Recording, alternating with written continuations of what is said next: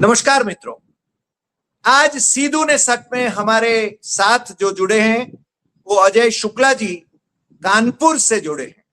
कानपुर आपका नेटिव है, बगल में ही गांव है जो गंगा किनारे, वो आपका नेटिव है और वहां से आप जुड़े हैं।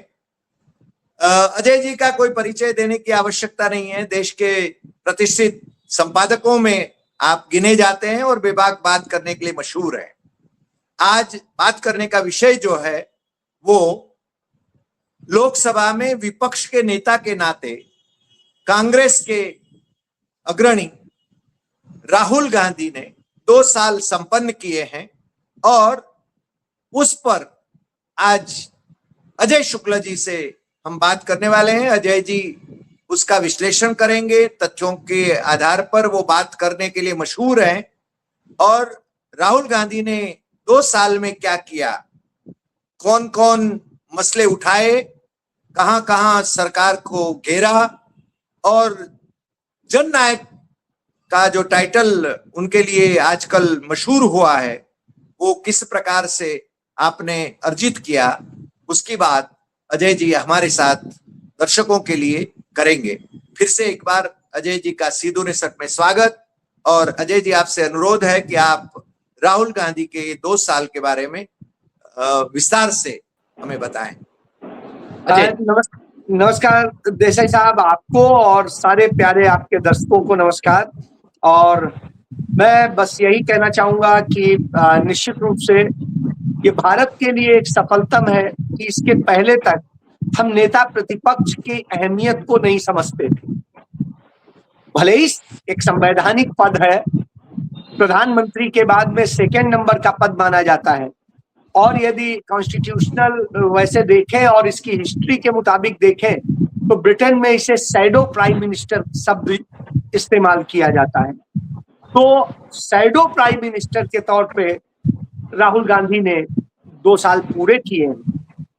स्वाभाविक सी बात है, उनको बधाई देना बनता है, शुभकामनाएं देना बनता है।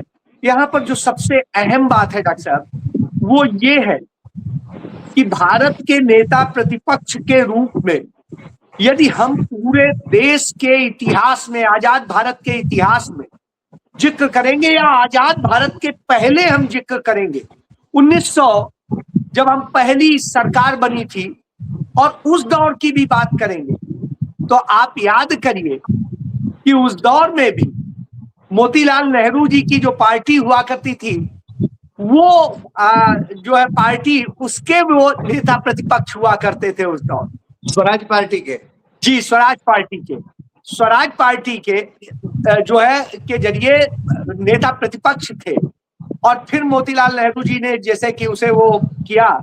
तो मैं वहीं से आता हूं कि इस परिवार की ही सत्ता को एक दिशा देने, दशा दिखाने और सबका काम किया है इस परिवार। पंडित मोतीलाल नेहरू ही थे भारत के इतिहास में भारत का पहला संविधान लिखने वाले, जिसे नेहरू रिपोर्ट के तौर पे जाना जाता है, जो 1928 में उन्होंने पेश की थी, जिसे हालांकि अंग्रेजी हुकूमत ने मानने से इनकार कर दिया था। आज का संविधान असल में उसी की उस पर खड़ा है, वही नींव थी। तो ऐसी स्थिति में हम कह सकते हैं वो महान कार्य की शुरुआत उसी परिवार ने की थी, आज से करीब 100 साल पहले, यानी 98 ईयर कंप्लीट हो चुके हैं। तो अब आप सोचिए, उस महान परिवार के आज मौजूदा नेता प्रतिपक्ष की जब हम बात करते हैं तो हमें कुछ शब्द राजीव गांधी जी के याद आते हैं। राजीव गांधी ने कहा था, विकास का लक्ष्य लोगों के लिए सांस्कृतिक और आध्यात्मिक पूर्ति करना है। विकास में मानवीय मूल्यों को प्रथम वरीयता दी जाती। तो अब आप समझिए, विकास का मतलब तब होता है जब मानवीय मूल्यों को प्रथम वरीयता दी जाए। सांस्कृतिक और आध्यात्मिक पूर्ति तो हो, लेकिन मानवीयता, सबसे मानवीय मूल्य सबसे ज्यादा जरूरी है, यह बात कही थी। तो जब आज हम नेता प्रतिपक्ष की बात करते हैं जो उनके पुत्र हैं, उस शहीद प्रधानमंत्री के, राजीव गांधी के, जो देश के लिए शहीद हो गए, तो आप देखिए 2 साल के 730 दिन राहुल गांधी ने क्या किया? लोग कहते हैं कि राहुल गांधी ये, राहुल गांधी वो। राहुल गांधी ने क्या किया ये जान लीजिए। As a leader of opposition, यानी लीडर ऑफ पीपल्स, क्या कर रहा था, शैडो प्राइम मिनिस्टर क्या कर रहा था, तो वह जान लीजिए। 270 दिन में 30 दिन में राहुल गांधी ने क्या किया? और नरेंद्र मोदी से पूछ दीजिएगा कि बता दीजिए आप, भारत आप तो बेरहमी की तरफ बढ़ चुके हैं, तो साहब इतने में आपने क्या किया, तो वो नहीं रिकॉर्ड दे पाए। लेकिन राहुल गांधी ने 2 साल पूरे होने पे अपने हर दिन का रिकॉर्ड दिया है कि इस दौरान उन्होंने देश के 25 राज्यों का दौरा किया, 25 राज्यों, और वहां जाकर के वहां के हालात, वहां के लोगों के साथ में जो मेलजोल किया, जिसमें 162 उन्होंने पब्लिक मीटिंग्स की, और 162 पब्लिक मीटिंग के अलावा 213 पब्लिक इंटरेक्शन किए, यानी 213 तरह के लोगों से मुलाकात की, बच्चों से मुलाकात की, स्टूडेंट्स से मुलाकात की, युवाओं से मुलाकात की, अपीयरेंस से मुलाकात की, लेबर से मुलाकात की, कारीगरों से मुलाकात की, एमएसएमई सेक्टर में काम करने वालों से की, किसानों से की, महिलाओं से की, कौन सा ऐसा वर्ग, व्यापारियों से भी, पीड़ितों से की, किससे नहीं की? ये पब्लिक जो है इंटरेक्शंस थे। 42 उन्होंने पार्लियामेंट्री से स्पीचेस दी, 42 पार्लियामेंट्री स्पीचेस रही, और इंटरवेंशन रहे, प्रोटेस्ट रहे। तो अब आप सोचिए, और इसके बाद में पूरे अपने 12.5 साल के, 12.25 साल के कार्यकाल में नरेंद्र मोदी ने एक भी प्रेस कॉन्फ्रेंस करने की हिम्मत नहीं दिखाई, एक भी स्वतंत्र पत्रकार के साथ में चर्चा करना नहीं दिखाया। लेकिन राहुल गांधी ने इस दौरान 62 प्रेस कॉन्फ्रेंस की, 62 प्रेस कॉन्फ्रेंस। अब आप सोचिए, 62 प्रेस कॉन्फ्रेंस। इसके अलावा उन्होंने 70 ऑफिशियल प्रोग्राम किए, जो सरकारी और दूसरे कारणों से होते हैं, वो 70 प्रोग्राम किए। उसके अलावा 187 उन्होंने पार्टी के प्रोग्राम किए। अब आप जोड़ लीजिए, राहुल गांधी तो हिसाब दे रहे हैं, नरेंद्र मोदी दे पाएंगे क्या? नरेंद्र मोदी क्या देंगे कि मैं जाके 30-35 लाख रुपया पर डे खर्च करके, और ब्यूटी पार्लर जो उनका अपना स्पेशल है, उससे वो कराता हूं अपने आप को। हफ्ते में एक बार, आए दिन विदेश जाते हैं, वही मैं कह रहा हूं। क्या वो बताएंगे कि जब जंगल काटे जा रहे हैं, आदिवासियों की जमीनें हड़पी जा रही हैं, जल, जमीन, जंगल, उनका तो यही सब कुछ है, संपदा है, और वो छीने जा रहे हैं, तो क्या नरेंद्र मोदी ने एक बार भी किन्हीं आदिवासियों से बात करने का, उनके दर्द को साझा करने का काम किया है? तो आपको आएगा नहीं किया है। लेकिन किया है एक शख्स ने, उसका नाम है राहुल गांधी जी। राहुल गांधी ने उन आदिवासियों से किया, और उनके लिए लड़े, उनके लिए अपनी पूरी टीम लगा दी। आप देखिए, इन दिनों उत्तर प्रदेश और मध्य प्रदेश को क्रॉस करती है एक नदी है, केन नदी, जो बुंदेलखंड की नदी मानी जाती है। उस नदी के क्षेत्र पे अडानी को कब्जा कराना है, और वहां की खनिज संपदा बहुत इंपॉर्टेंट है, तो इसलिए उस नदी के पास सारा कब्जा कर लिया। आदिवासी वहां के, आप डालिएगा गूगल पे, वो वीडियो आ जाएगा। आदिवासी पिछले 100 दिनों से पानी में खड़े होकर के, पानी में 100 दिनों से खड़े और प्रोटेस्ट कर रहे हैं। सरकार के जू नहीं रेंग रही है।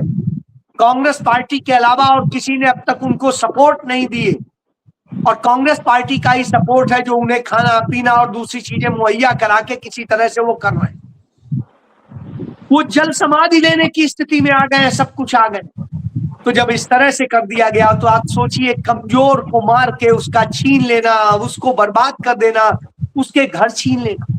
कल एक बहुत आपके गुजरात के पास ही में पड़ेगा, राजस्थान में है, वहां आदिवासियों के एक, उसमें एक बच्ची बिलखती है, रोती है, उसकी माँ और वहां सोचिए उसकी झुग्गियां, छोटे छोटे जो आदिवासी हैं जिनके ऊपर ये कोई नियम लागू नहीं होते हैं, और उनको किस तरीके से साहब वहां से उजाड़ा जा रहा है क्योंकि अदानी को देना है। वो छोटी सी बच्ची जब बिलखती है, रोती है, वह वीडियो देख करके आपके आंखों में आंसू आ जाएंगे। तो आप ये समझ लीजिए इस तरीके से बांसवाड़ा में ये हो रहा है, और जब इस तरह से हो रहा है तो आप क्या कहेंगे? क्या नरेंद्र मोदी उनके लिए कुछ बोलेंगे, कहेंगे? नहीं कहेंगे, नहीं करेंगे। यहां पर तो लूट मची हुई है, सब कुछ हो रहा है, चुनाव तो उस लूटे जा तरह से रहे हैं, चुनाव लूटे जा रहे हैं। यही मैं कह रहा हूं। तो इसी बात को लेकर राहुल गांधी ने कहा कि लोकसभा में नेता प्रतिपक्ष के रूप में मेरे 2 साल पूरे हुए हैं, इन 2 सालों का हर दिन एक ही काम रहा, हर भारतीय की आवाज को सत्ता तक पहुंचाना। नीट के छात्रों की लड़ाई हो या सीबीएसई के, वोट चोरी का पर्दाफाश हो या संविधान की रक्षा, हर मोर्चे पर आपके साथ खड़ा रहा हूं, आज भी हूं और हमेशा रहूंगा। सड़क से संसद तक आपका भरोसा ही मेरी सबसे बड़ी ताकत है। सफर लंबा है पर संकल्प वही है कि आपके लिए हर लड़ाई लड़ता हूं, लड़ता रहूंगा। जय हिंद, जय संविधान। तो अब आप इससे समझ सकते हैं कि भारत के नेता प्रतिपक्ष हमारी आवाज बनते हैं, इस देश की आवाज। वो छोटे किसान हो, छोटे ठेकेदार हो, छोटे व्यापारी हो, उनके लिए लड़ रहे होते हैं। वो लड़ रहे होते हैं हर गरीब के लिए, हर दलित के लिए, हर पिछड़े के लिए, हर जो है आदिवासी के लिए, हर अल्पसंख्यक के लिए, जिसको सताया जा रहा है, जिसको बुलडोज किया जा रहा है, अधिकार मारे जा रहे हैं। तो स्वाभाविक सी बात है, वो संविधान की बात करते हैं तो उन पर हमला किया जाता है, उन्हें डराया जाता है। लेकिन डराओगे किसे? आपको आज भी याद होगा जब पंडित जवाहरलाल नेहरू नैनी जेल में बंद थे, उनके भाई जो आईसीएस थे, बीएन नेहरू, उन्होंने जो विदेशी लड़की से शादी करने का फैसला किया, तो वो लड़की उनसे मिलने के लिए आई तो पता चला नेहरू जी तो जेल में है। और जब क्या कहते हैं मिलने गए वो बीएन नेहरू और उनकी जो होने वाली पत्नी थी, तो उन्होंने नेहरू की हालत देखी जब जेल में, तो उनके आंखों में आंसू आ गए। नेहरू ने शब्द क्या कहे उनसे? उन्होंने कहा, तुम नेहरू परिवार में शामिल होने आ रही हो, अब नेहरू परिवार की बहू हो। नेहरू कभी रोते नहीं है, नेहरू कभी रोते नहीं है। वाह, बहुत अच्छा। कभी रोते नहीं। और तो यही वजह थी कि जब नेहरू की मां, यही कहा था। हाँ नहीं, मैं वो भी बता रहा हूं। तो जब उन्होंने ये कहा तो कमला जी और ज्यादा भावुक हो गई, क्योंकि उस घर का वो लाडला जेल में था जो पलकों पे बिठा के रखा जाता था। सोचिए आप। तो उन्होंने कमला जी से जो शब्द कहे वो यही कहा, कमला हम नेहरू हैं, हम सार्वजनिक तौर पे यह संदेश कभी नहीं दे सकते हैं कि हम दुखी हैं, हम परेशान हैं। हमारे आंखों में आंसू आने का मतलब है इस देश के इस देश के लोगों की आंखों के आंसू हम भूल गए और हम खुद रोने लग गए। हमें अपने दर्द पर कराहने का हक नहीं है, हमें अपने दर्द पर दर्द शब्द भी कहने का हक नहीं है। हमें तो सिर्फ दूसरे के दर्द देखने हैं और उनके लिए कराहना है। 1921 की बात है, पंडित जवाहरलाल नेहरू को मोतीलाल नेहरू ने अपने इकलौते बेटे को रायबरेली भेजा। किसानों की लड़ाई चल रही थी, अंग्रेजों ने किसानों पर गोली चलवा दी, 100 से अधिक किसान मारे गए। पंडित नेहरू के भी कंधे में गोली लगी। आप सोचिए, अपने इकलौते बेटे को, लाडले बेटे को, और उस समय के सबसे बड़े देश के इनकम टैक्स पेई के बेटे को गोली लगती है और वो कह रहा है कि बेटा तुम किसान की लड़ाई लड़ो। वहीं से पंडित नेहरू को लखनऊ में किंग जॉर्ज मेडिकल कॉलेज ले जाया गया। वहां पर उनकी वो जो गोली लगी थी वहां पर इलाज हुआ। ये सारे सबूत है इस बात के कि वो परिवार एक दिन से नहीं लड़ रहा है, 150 साल से इस देश के लिए लड़ रहा है, और 150 साल से भी अधिक समय से लड़ रहा हो जो परिवार इस देश के लिए। आप बताइए, आज नई दिल्ली में जो लुटियंस जोन है, जो हिंदुस्तान का सबसे महंगी प्रॉपर्टी है, 18वीं शताब्दी में जब राज कौल को फारूक सियार कश्मीर से लेके आया तो नहरी रियासत दी थी। रेवेन्यू रिकॉर्ड में देखिए वो नहरी रियासत किसकी थी? वो नहरी रियासत नेहरू परिवार की थी। और जब 1857 की लड़ाई के बाद में और सब कुछ हुआ, और जब भारत की राजधानी कलकत्ता से ट्रांसफर करके दिल्ली लाई जानी थी, तब यह था कि दिल्ली में जो बनना है उसके लिए जगह चाहिए। तो उस समय पंडित मोतीलाल नेहरू ने अपने पुरखों की वह रियासत इस देश को डोनेट कर दी, जिसकी आज कीमत यदि आप कहेंगे 100 लाख लाख करोड़ रुपए है तो भी कम है। इतनी महंगी, उसकी कीमत ही नहीं लगाई जा सकती। तो आप बात सोचिए। और उसके बाद में आप देखिए, जब इंदिरा गांधी स्वराज भवन में पैदा हुई 1919, तब पंडित मोतीलाल नेहरू ने 1919 में स्वराज भवन इस देश को डोनेट कर दिया, देश के लिए, कांग्रेस पार्टी को कि लड़ाई लड़िए देश के। और उन्होंने आनंद भवन बनाया। और फिर जब पंडित जवाहरलाल नेहरू देश के प्रधानमंत्री बनने लगे तो उन्होंने अपना आनंद भवन भी डोनेट कर दिया। और उसके अलावा जितनी संपत्तियां थी उस समय जब पंडित जवाहरलाल नेहरू ने जो डोनेट किया, आज यदि उसकी कीमत आंकेंगे तो 200 करोड़ से भी अधिक की संपत्तियां वैसे उस समय थी, उस समय 200 करोड़ से। और आज यदि उसकी कीमत आंकेंगे, आप गोल्ड से ही तय कर लीजिए तो आप देख लीजिए कितना, तब गोल्ड कितने का था और आज कितने का है, आपको समझ में आ जाएगा। डॉलर कितने का था, आज कितने का है। आपने जी जय जी, सॉरी बीच में इंटरप्ट कर रहा हूं। जब नेहरू प्राइम मिनिस्टर थे 1958-59 में, तब उनकी 19 उनके इंटरव्यूज किए गए थे। उसकी एक किताब है, नेहरू अपना घर कैसे चला रहे थे, अपनी किताबों की रॉयल्टी की इनकम पर वो अपना घर चला रहे थे।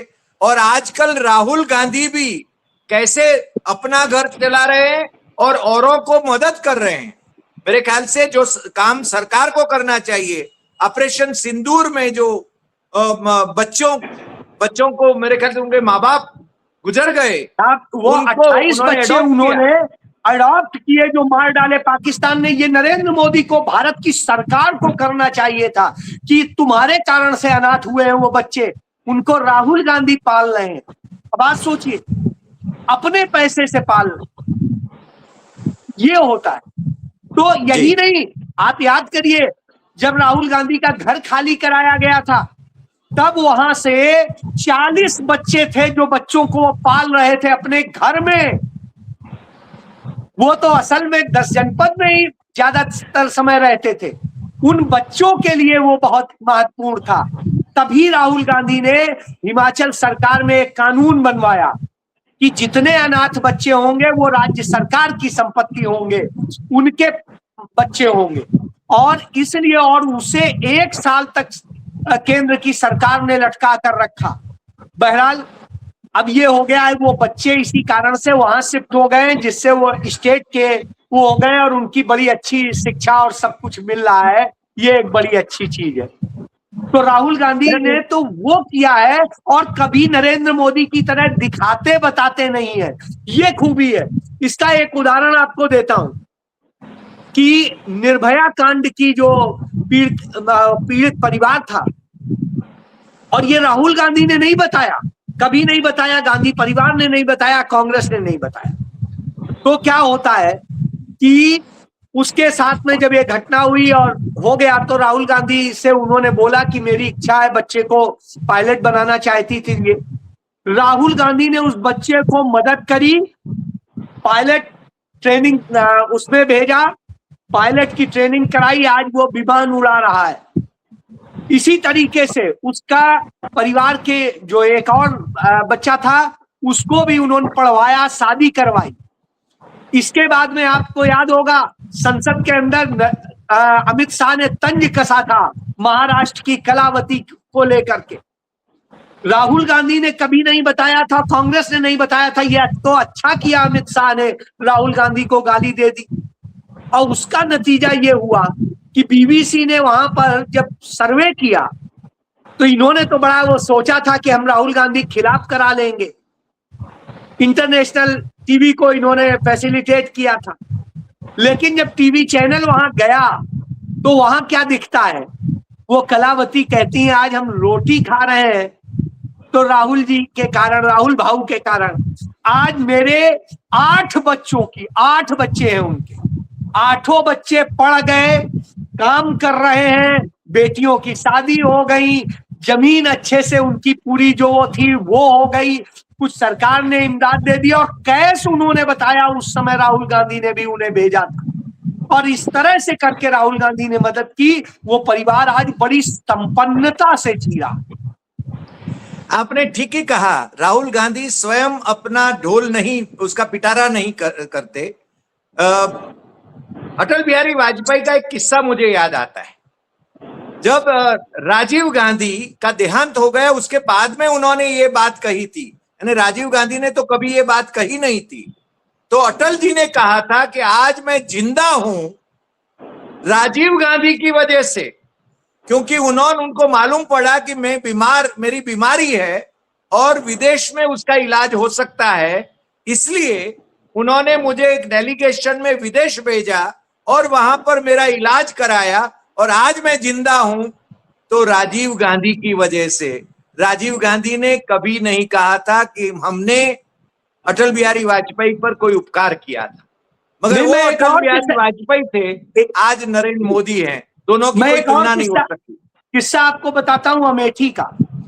राहुल गांधी अमेठी के सांसद थे और उसी समय एक लेखपाल थे, तो उनसे कुछ गलत काम कराना चाह रहे थे जो तत्कालीन सरकार के लोग थे, और उसको लेकर के बड़ा उनके ऊपर दबाव और वो किया। जब वो नहीं माने तो उनको गोली मार दी, यादव जाति से थे। अब ये बात जब पता चली राहुल गांधी को, तो राहुल गांधी ने टीम भेजी। अब जो टीम गई, टीम ने अपना वहां पर पूरा बेहतर तरीके से देखा, और सब अखिलेश यादव की सरकार थी उस समय, अखिलेश यादव की सरकार में ये घटना हुई थी, यादव मारा गया और कोई मदद नहीं की। और उसके बाद में स्थिति ये होती है कि राहुल गांधी ने अपनी टीम भेजी, मदद करवाई, सब कुछ कराया। और मेरे दोस्त हैं इत्तेफाक से जो वहां पर उस समय कांग्रेस के नेता थे, उन्होंने राहुल जी को पूरी बात बताई। राहुल जी से फोन पर बात हुई, राहुल जी ने कहा आप सबको पूरी मदद करनी है, मैं खुद वो करूंगा। राहुल जी उस समय कहीं बाहर जाना था, उनकी नानी की तबीयत खराब थी, तो उन्हें जाना पड़ता था उस समय विदेश बार बार। तो क्योंकि राहुल गांधी के अलावा तो उनकी नानी के पास भी कोई नहीं था, तो ऐसी स्थिति में वही जाते थे।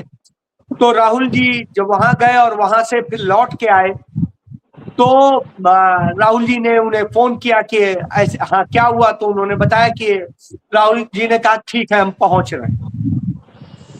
राहुल गांधी वहां गए, पूरे परिवार की बात को सुना और सब कुछ किया। उस समय कांग्रेस की अध्यक्ष होती थी रीता जोशी बहुगुणा, जो बाद में भाग गई भाजपा में है, तो मंत्री बनने के लालच में। हालांकि उनके भाई को भी मुख्यमंत्री बनाया, उनके बाप को भी मुख्यमंत्री कांग्रेस ने ही बनाया था, सब कुछ किया था, उन्हें भी सब कुछ सांसद से लेके सब कुछ बनाया था। बहरहाल कोई बात नहीं। तो उस समय वो प्रदेश अध्यक्ष थी, तो वो सारे लोग पहुंचे, राहुल जी पहुंचे, राहुल जी ने सारा देखा, तो उन्होंने कहा कि साहब ये हुआ है और हमारे घर का भी ये नुकसान हुआ है, ऐसे ऐसे ऐसे। राहुल जी ने जो मदद करानी थी वो तो कराई। उसके बाद उन्होंने ये कहा कि हमें सबसे बड़ा खतरा है कि हमारे बच्चों को भी मार देंगे और ये हो जाएगा, तो हमारे बच्चों को कैसे सुरक्षित पढ़ाई हो सके, क्योंकि नहीं तो हम घर से बाहर नहीं निकलने दे रहे हैं। और ये राहुल जी को आया, राहुल जी का कोई बात नहीं। आपको बताएं, उनके बच्चों को दिल्ली में रख के राहुल गांधी ने पढ़ाया। फिर कुछ समय बाद में एक खबर आई कि दिल्ली में भी उनको मारने की प्लान की जा रही। तो राहुल गांधी ने उनके बच्चों को बॉम्बे भेजा और संभवतः पूना में किसी इंस्टीट्यूट में वहां पर उनको पढ़ाया। वो उनमें से एक बच्चा इंजीनियर है, एक डॉक्टर है, और पूरी फैमिली आज स्टेब्लिश्ड है। उनकी वो जो विधवा थी, उन्हें वहीं ग्राम पंचायत का चुनाव लड़वाया और उन्हें वहां पर वहां का, जैसे आपके यहाँ सरपंच कहते हैं, हमारे यहाँ प्रधान कहते हैं, तो प्रधान बनाया। तो ये राहुल गांधी है, और उन्होंने आज तक कभी किसी को नहीं बताया। ये बात मैं आपको बता रहा हूं, ये बात नहीं पता है लोगों को। अजय जी, और दूसरा मतलब ये राहुल की अच्छाइयां तो है, और राहुल गांधी की वजह आज से जब यही बात हो रही तो नेता प्रतिपक्ष की एक और बात बताता हूं जी। मेरे खिलाफ भारत के इतिहास में पहली बार सुमोटो का केस, सुप्रीम कोर्ट की चीफ जस्टिस ऑफ इंडिया की 3 जस्टिसेस की बेंच ने मेरे खिलाफ सुमोटो लिया, जो भारत के इतिहास में पहली बार और दुनिया के इतिहास में भी किसी पत्रकार पर पहली बार इस तरह का केस सुमोटो लेकर के क्रिमिनल कंटेम्प्ट किया गया। मैं बहुत डिस्टर्ब था, क्योंकि सुप्रीम कोर्ट के कुछ वकीलों से बात हुई तो तमाम सारे वकील थे जो कह रहे थे फीस नहीं लेंगे आपसे, लेकिन खर्चा वर्चा तो भाई सबको देना ही पड़ेगा, क्योंकि अपनी जेब से तो क्या करें। वहां तो सुप्रीम कोर्ट जाने का ही मतलब क्या होता है, जो भी जानते हैं वो जानते हैं लीगली। अब मैं सोच रहा था मैं कहां से दूंगा, मैं तो लड़ाई लड़ रहा हूं लोकतंत्र की और सबकी, उसके लिए मैंने इतना नुकसान अपना किया है और मेरे लिए तो बड़ी समस्या थी। और फिर दिल्ली बार बार जाना, तो क्योंकि मैं, हालांकि मैं दिल्ली और चंडीगढ़ ही रहता हूं ज्यादातर टाइम, तो क्या कहते हैं, तो मैंने वही परेशान था, थोड़ा सा डिस्टर्ब भी था।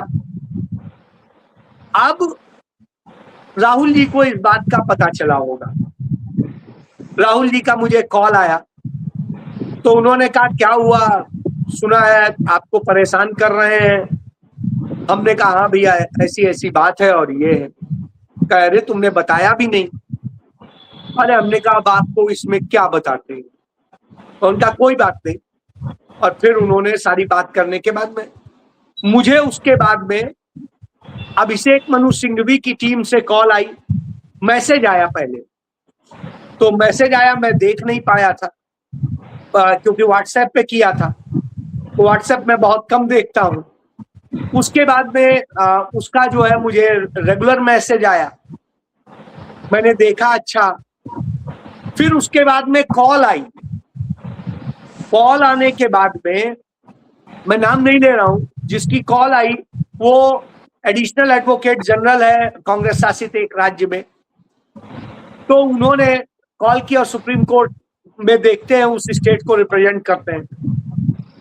तो उन्होंने कहा भैया ऐसे ऐसे है, मैं ये कॉल कर रहा हूं और मुझे डायरेक्शन वहां से मिला है और आप बताइए क्या है कैसे। तो हमने कहा नहीं, अभिषेक जी का मैसेज आ ही गया था कि मैं अभी फॉरेन में हूं, वहां से लौट के आता हूं और फिर मैं करता हूं। तो मैंने कहा ठीक है। तो मैंने सारी बात, उन्होंने कहा हाँ नहीं अभिषेक जी से हो चुकी है बात, उन्होंने भी मुझे यही बोला था, तो आप मुझे कागज दे दीजिए और या फिर आप बता दीजिए तो मुझे फिर मैं कागज आगज निकलवा ले। तो मुझे लगा कि अब बता क्या दीजिए, तो मैंने कहा ये तो आप खुद वहां से दिखवा दी। तो उन्होंने कहा अच्छा चलिए कोई बात नहीं, आपको कुछ नहीं करना है, मैं आपको बताता हूँ। उसके बाद में हफ्ते भर बाद में उनकी टीम से कॉल आई कि ऐसा है अभी चूंकि सुप्रीम कोर्ट बंद है तो जुलाई में जैसे खुलेगी और आपकी 18 जुलाई डेट लगी है, तो आप 12 जुलाई को आ जाइएगा, तब तक अभिषेक जी भी आ जाएंगे, सब आ जाएंगे, एक बार आपके साथ बैठ के बस बात कर दूंगी। मैं गया, बात हुई, बात होने के बाद में वही उन्होंने ही मुझे खाना खिलाया, उन्होंने ही चाय पिलाई और सारे के बाद में उन्होंने कहा दिल्ली में रुकने का है। मैंने कहा हाँ है, रुकने का कोई प्रॉब्लम नहीं, मेरी बहन है, मैं वहीं रहता हूँ। तो कहे ठीक है। उसके बाद में मैं वहां से आया बहन के यहाँ, फिर मुझे थोड़ी देर बाद कॉल आई कि एफिडेविट बन गया है, आप साइन कर दीजिए बस। तो मैंने कहा अच्छा, तो फिर मैं अभी आऊं? तो उनका अभी आ जाइए तो अच्छा है, नहीं तो मैं एक काम करता हूं, आपको भेजता हूं, आप उसका प्रिंट निकलवा के और सिग्नेचर कर के और ओथ करा के हमें कुरियर कर दीजिए। तो हमने कहा चलिए फिर मैं आ ही जाता हूँ। फिर मैं रात में गया, जल्दी से मैंने साइन किया और सब कुछ किया, उन्होंने अपना ओथ वोथ करवा दी और करा के कंप्लीट कर। उसके बाद मैं नहीं जानता, मैं सिर्फ इतना जानता हूं, इस साल मार्च महीने में वो केस खत्म जी। अभिषेक मनु सिंघवी जैसा जो 50 लाख रुपया लेता है फीस, उन्होंने उनकी पूरी टीम ने मिलके उस केस को किया। और मेरे लिए बड़ी बात है भाई, मैं कैसे करता। तो ये राहुल गांधी ने कहीं एहसान नहीं बताया है, मैं आपको बता रहा हूं, ऐसी वो न जाने कितने लोगों की मदद करते हैं। ये है उनका। अब एक दूसरा पहलू मैं जिस पर आना चाहता हूं, जैसे कि पिछले चुनाव में नेता प्रतिपक्ष को ऑफिशियली राहुल गांधी को उतनी सीट्स मिली, यानी 199+1, और वो नेता प्रतिपक्ष हुए। उसके बाद में मेरे ख्याल से आपकी कांग्रेस की सरकारें भी आई, केरल में भी कांग्रेस की सरकार बनी, तेलंगाना में है, तमिलनाडु में राहुल गांधी के मित्र होने के नाते विजय की सरकार है, हिमाचल में कांग्रेस की सरकार है। अब ये सरकारें तो हैं, मगर राहुल का रास्ता कंटक से भरा हुआ है। आगे अब क्या करेंगे, आपको क्या लगता है? नेता विपक्ष से आपने कहा शैडो प्राइम मिनिस्टर में से प्राइम मिनिस्टर बनना है, तो कैसे आगे बढ़ेंगे, आपको क्या लगता है? ये मेरा अंतिम सवाल।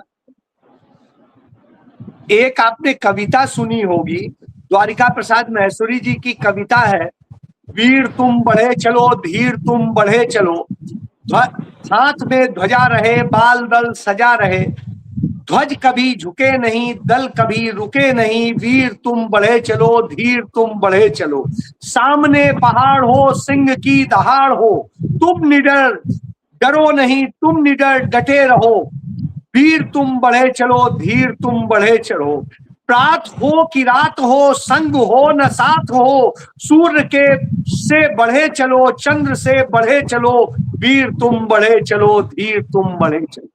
राहुल गांधी की राह द्वारिका प्रसाद महेश्वरी जी की इन पंक्तियों के साथ। राहुल गांधी किसी भीड़ को नहीं तलाश रहे, वो राजनीति कर रहे हैं जो वोट नहीं दिलाती है। नीट के स्टूडेंट के लिए लड़ना वोट दिलाता है क्या? नहीं दिलाता। सीबीएसई के स्टूडेंट्स के लिए लड़ना क्या वोट दिलाता है? नहीं दिलाता है। इस देश में तो जात की बात करने पे, धर्म की बात करने पे, दूसरी और बातें करने पे दिलाता है। छोटे व्यापारियों की बात करने से वोट मिलता है? पैसा मिलता है? नहीं मिलता है। पैसा कारपोरेट देता है और मैनेज वो करता है। क्या आप बताइए, छोटे छोटे किसानों की बात करने से आपको वोट मिल रहा है? नहीं मिल रहा है, क्योंकि बड़े किसान उनको अपने हिसाब से हाँक देते हैं। मजदूरों की बात करने से वोट मिलता है?